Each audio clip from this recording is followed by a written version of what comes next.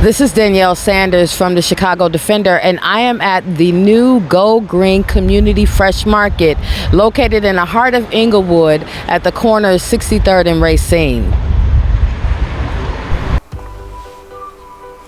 The Go Green Community Fresh Market opened in the Englewood community on the corner of 63rd and Racine in March.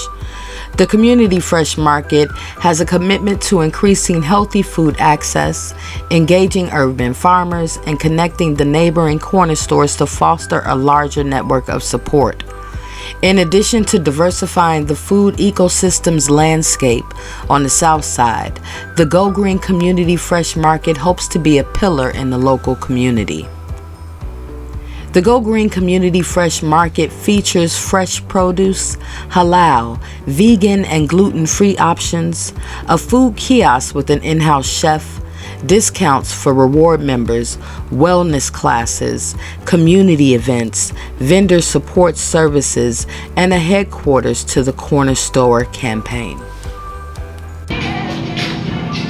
I am here live in the Englewood community at the Go Green Market. Can you tell me a little bit about yourself and your role with Go Green? Sure. My name is Alia Bilal. I'm Deputy Executive Director for IMAN, the Inner City Muslim Action Network, which is the organization that has led the process of opening up this Go Green Community Fresh Market.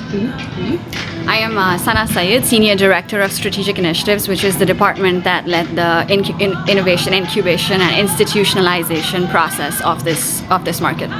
Well, this is beautiful. Can you guys tell me what is Go Green Market for those that are unfamiliar? Okay, so the Go Green Community Fresh Market is a neighborhood grocery store that is focused on providing healthy, nutrient-dense foods to residents at an affordable rate. It is a platform for local food entrepreneurs. It is a driver of health outcomes, and it is a catalytic investment that is meant to accelerate business improvement in the area and also drive business growth. It is part of a larger initiative called Go Green on Racine, and it is our anchor project. Go Green on Racine is an equitable development neighborhood initiative that is led by a collective of organizations, and IMAN is one of those. And this project is really meant to be a launching pad for the broader vision. One of the things we've covered quite frequently with the Defender is food insecurity and food deserts in our community.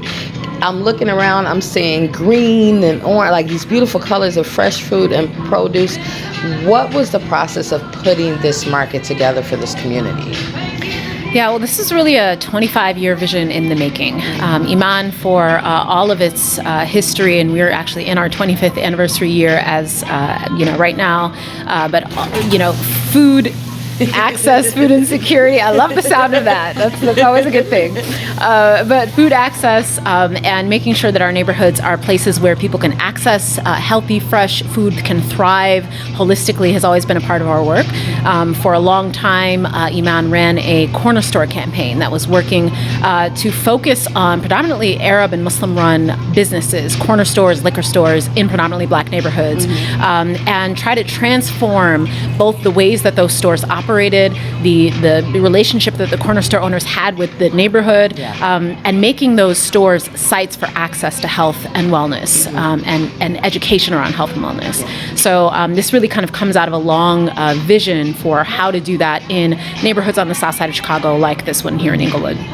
Well, can you speak to, you mentioned you guys have been doing this for quite a while and trying to get this particular location out there. Can you talk about the efforts to get Go Green Market here in this community?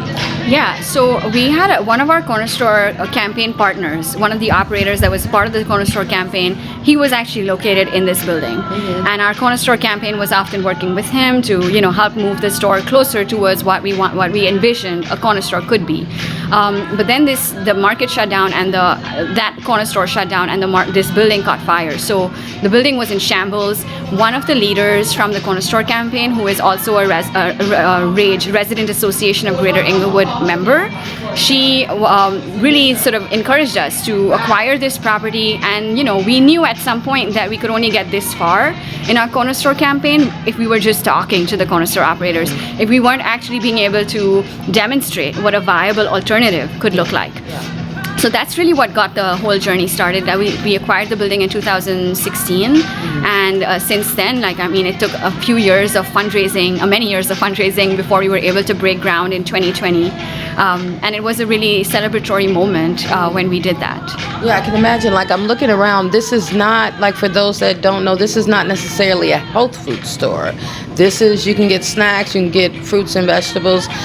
What was the intention in the products that you sell? Because I noticed there are certain things that are not, a lot of corner stores have a lot of junk food, a lot of, high sugary snacks and things like that.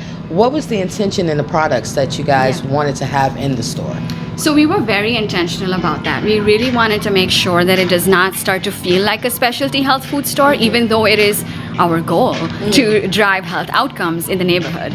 We wanted it to feel like a neighborhood grocery store. We wanted it to feel like when you walk in, even though this is a model corner store, it is a departure from a typical corner store interior, right? You don't walk into a cash register. You walk into produce. You walk into pretty much everything you need to make a healthy meal, and you walk through the entire store before you get to the register. And with our product selection, we were trying to be very intentional around, yes, we want to have healthy, nutrient-dense foods, but we also want to be culturally relevant and accessible, so people don't start to feel like, oh, this is a specialty food store. It's not for me. It's not for my diet. It's for everybody's diet. So we've tried to be very attentive to incorporating gluten-free, vegan options, dairy-free options. You'll see dairy-free cheeses. We have pescatarian options. We have lots of nice things for meat, and in meat we are halal, and we're attentive to Zabiha halal, kosher diets as well, and then also making sure that we throw in the right mix of things, that someone who's just waiting at the bus stop here outside just wants to go in and grab a little snack, and that person shouldn't feel like in any way that this store is not for them. Can you talk about the fact that you guys are really kind of assisting and helping the community grow economically, even by using local, vendors and things of that nature? Can you talk about what Go Green Market is going to do to help the community economically? Yeah.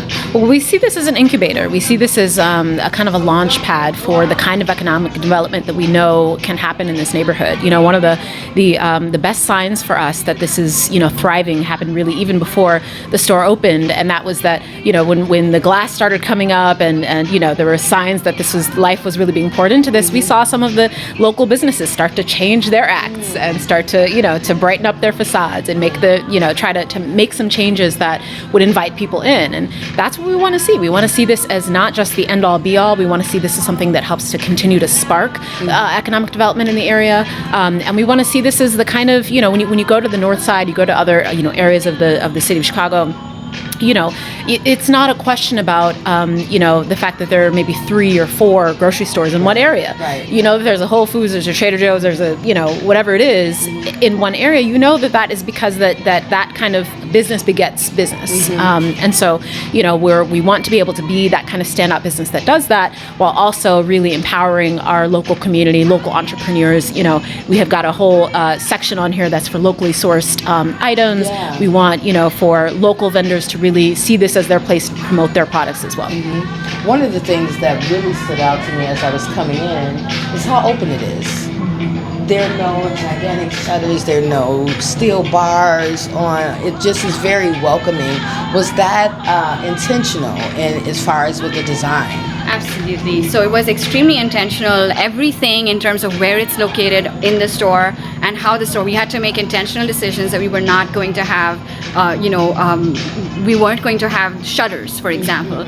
We weren't going to have very specific things in and around the market to make this a space that really starts to feel like a cultural hub, a community hub, also starts to build social fabric. And how do you build social fabric if you don't communicate trust at all levels? From the moment you walk in, we want to make sure that we have residents that our staff members can speak to by name and ask them about their lives and how their father was yesterday, or how their child is doing today. So we really want to build that in. And then more broadly speaking, as there are 6,000 residents around this market for whom this will be the only store that they can walk up to within 10 minutes. We know that car ownership rates in Englewood are really low. they're at 51%. So a lot of people are having to rely on whatever they find around themselves. Oftentimes those are not very good things. And at other times are having to leave the neighborhood in order to get what they need. So we really want this store to start to feel like their home. That's why the neighborhood grocery store piece is really critical for us. Yeah. And then also, seeing how this starts to affect real estate pricing. And when it's established that when you're living within a quarter mile of a grocery store, real estate prices start to sort of elevate. We want to see a lot of those kinds of catalytic changes happening around this store too. So we want this to be a means for residents in more than one way. We want to have a steering committee at some point, which we already have, but include more residents into that as well. So building social fabric, building community around the market. We have a robust rewards program. So if you walk in, really, for every purchase you get points, and then you can redeem your points, and we'll have more health and wellness programming as well. That's awesome. What has been the response since your opening? What has been the response from the community? It's been incredible. Honestly, I've been really excited every time I come in here just to see people in the space. Yeah. There's one thing that, when you talk about this for years, and we've been talking about this for years, to funders, to investors, to people in the neighborhood, it's one thing to talk about it, and then another to actually see it happening, to see the excitement. I remember even just hearing people that in the local community that have been looking at the windows, that have been kind of watching for this to happen. We had people the day before the opening.